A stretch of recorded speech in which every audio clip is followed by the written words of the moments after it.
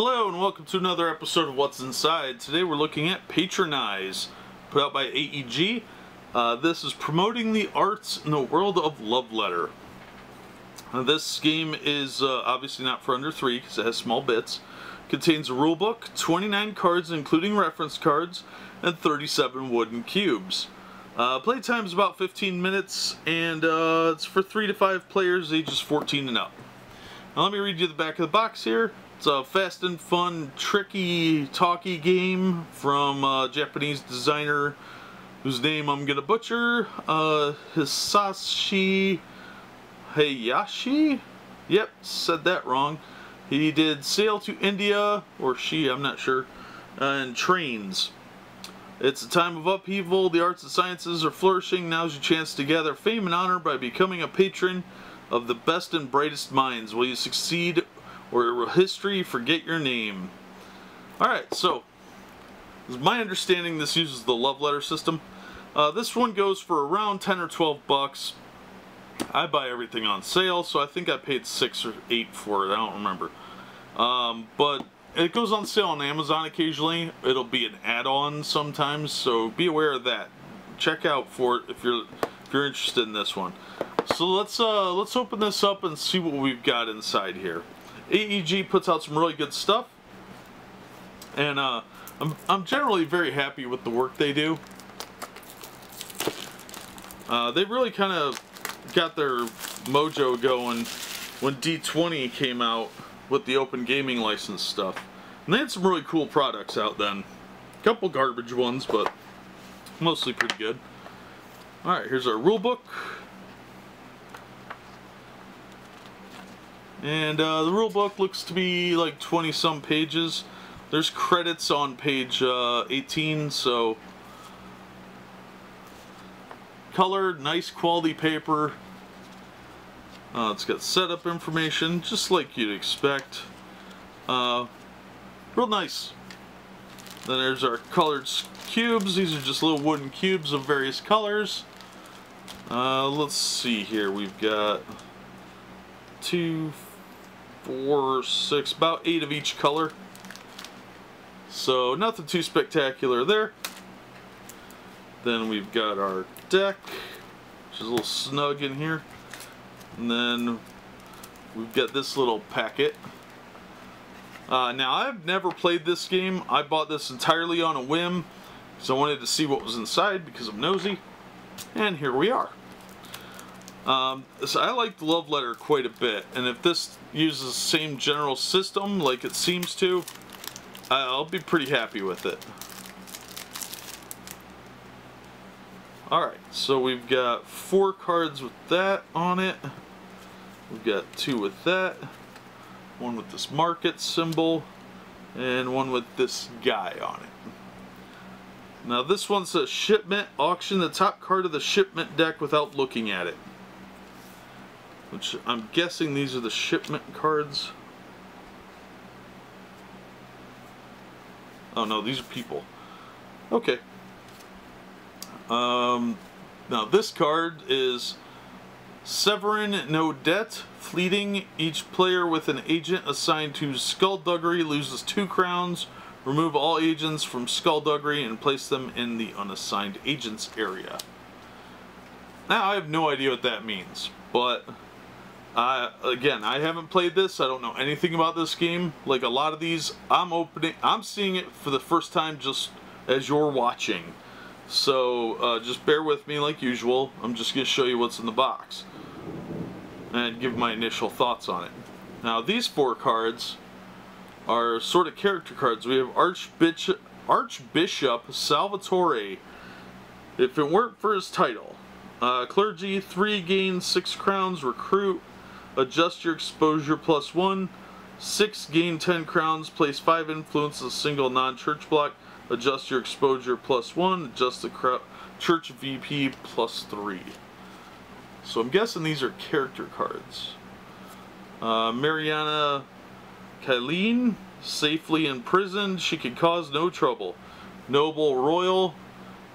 This agent cannot take actions unless adjacent to a Templar or Royal. 4. Your agents each get +1 influence your next turn. 7, flip over all players' Templars and Nobles face down. Adjust your exposure by -3. Take another action. Susanna, faithful handmaid, keeper of secrets. Ugh, she doesn't look like she's Slaanesh. Plebeian, royal. When revealed, rally and recruit. Each time another that's not, no, grammar bad. Each time another player chooses you or your agents for effects, adjust that player's exposure +2. Rally, flip this agent's face down. Take another action. 3, flip this agent face down. Each of your agents of lower rank places influence as if canvassing. And then lastly, Sophis Thalen, expert in anatomy and carving exotic curios. Artisan, knave, when revealed, recruit. If it is a knave, you may reveal it to adjust your exposure by +1. Use a knave ability, adjust your exposure by -2. Choose an agent. This is 5. Choose your agent. That player either pays you crowns equal to that agent's exposure or adjusts his or her exposure up by that amount. Then there's these 2 cards here. And this one says Power Flexible. Discard your private petition. Draw a new petition from the deck. Play an influence card. And there's 2 of those. Well, let's open these cards and see what's in here. If I can get the cellophane off. The card quality looks pretty good. Not too bad anyway. Alright, thing. How do you come off? Stupid plastic.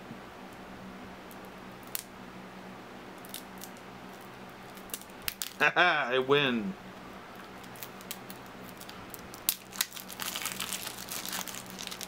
Alright, so there's quite a few cards here. There's some more of these. And there's some more of those. Okay, I don't know why they didn't put these together, but let's see what these are. Shipment, auction, the top card of the shipment deck. Same card we saw before. Same 2 cards. And these are all the same as the little pack. I don't know what that was all about. Why there's 2 sets of those. But hey, I don't know what's going on. All right, so let's look at these like merchant-looking cards. First one is New Rumors of the Queen's Fate. Education even for the plebeians. In fashion. I don't know what in fashion means, but here we are. Oh, that's the symbol that was on. I think that's one of the symbols up here. Maybe. No, maybe not. I don't know. Renewed work for the Grand Basilica.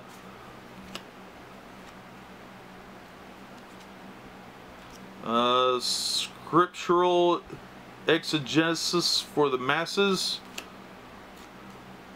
The Prince purchases exotic imports. Theories of retrograde motion. The Senate offers a prize for the arts. Alright. That's all of the marketplace looking cards. And the rest are all these cards of like a painting of some guy. So let's see what these are here. We've got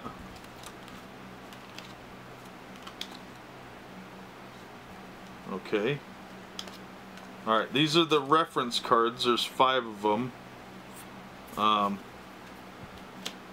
They're all identical. And they just show the different expertise symbols. And I guess these are achievements. And yeah, I don't really know what they mean yet because I haven't played this, but these are really nice actually. These other ones are like glossy. Are these like that? So that's weird. No, these are more of a linen back, and the ones that were in their own separate thing are cheaper gloss.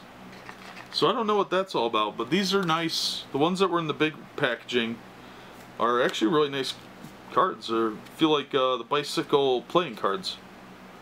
Alright, so we've got number 17 Prodigy, Clario Castillo Luz de Silva. When scoring, if you have 4 or more proteges, score 3 points. Explorer, number 16 Explorer. I'm not even going to try with these names. They're horrendously Italian. My English isn't that good, let alone my Italian or Latin. When scoring, double the value of your lowest value frame card. 15 Philosopher. When scoring, score 1 point per achievement of the player to your right. 14 Physician. When scoring, gain 1 point per achievement you have. Painter. When scoring, if no one has more yellow, score 5 points. 12 Composer. In order to steal this card, a player must discard 1 achievement. 11 Theologist. When scoring, this card counts as a red cube. 10 Alchemist. When scoring, this card counts as a purple cube. Playwright. When scoring, this card counts as a yellow cube. Cartographer. When scoring, this card counts as a light blue cube. Architect. When scoring, if you have all 4 achievements, score 7 points. Reformer. When scoring, if no one has more red cubes, score 5 points. Missionary. When scoring, if no one has more blue cubes, score 5 points. Sculptor. When scoring, if no one has more purple cubes, score 5 points. Biologist. When scoring, double the fame of one of your proteges. Plagiarist. When scoring, this copies the text of any protege of the player to your right. Alright, that's kind of funny. Theoretician. When gathering cubes this round, you gain twice as many as normal. Alright, so like the love letter games, like Letters to Santa, this seems to use the same general basic rules, but modified to do more of like a stealing kind of game, where you're stealing cubes from other people or trying to get the most. So I'm intrigued by this one. I really like the love letter system. I think it's a nice, easy system. There's a lot of little games you can play with it. The Batman one's supposed to be really good. I want to get that, and I'll definitely open that one. But this looks like an interesting one. I don't know much about it. I don't know how to play, obviously, because you just saw me open it. I didn't read the rule book. But I'm intrigued to see how it plays out. And I don't know what those extra cards were for, but I'm sure it says in the rules it's probably for extra players.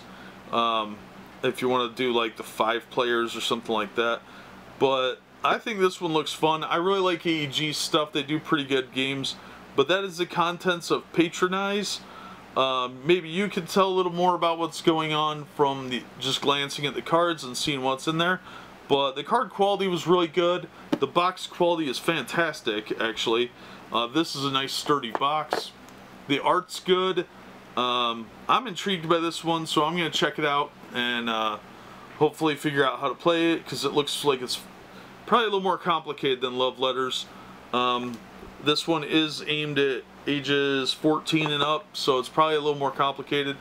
I played Letters to Santa with a 10-year-old, and she got that no problem, and she won.